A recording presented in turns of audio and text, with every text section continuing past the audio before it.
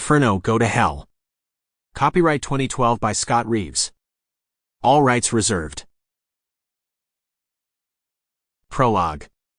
Southern England, 965 AD. In a heavily wooded, shallow valley, a knight and a bald monk were concealed behind a thicket of bushes.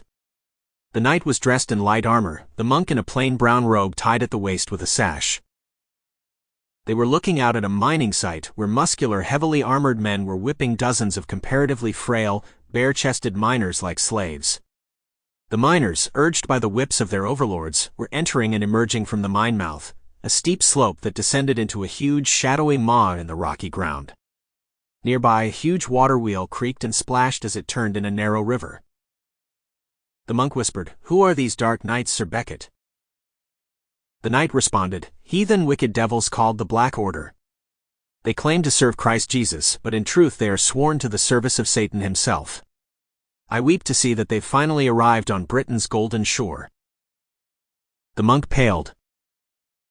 A tall, powerfully built, black-armored knight strode confidently from the mouth of the mine.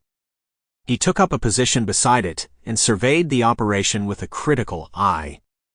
Helmetless, the back of his bald head was painted with a red, upside-down cross. His bone-thin face radiated menace. Sir Becket gasped as he saw the black-armored knight. "By all that's holy! Their Black Pope is here."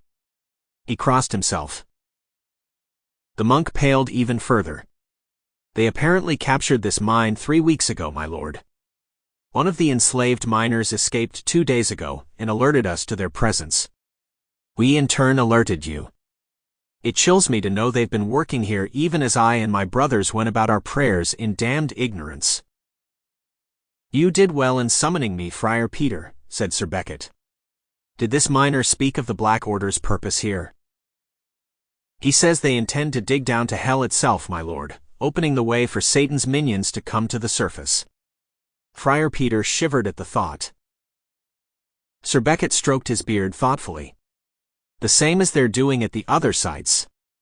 He shook his head. "I would speak with this escaped miner." "Impossible, sire," Friar Peter told the knight. "He was mortally wounded in his escape. He died in our rectory shortly after." Friar Peter respectfully made the sign of the cross. Sir Becket said, "Most unfortunate." He withdrew through the woods to the top of the valley. As he crested the ridge, he looked out over the regiment of knighted men sitting patiently on horseback. They were formed up in ranks 20 deep, and waiting for the signal to charge into battle. Sample complete. Ready to continue?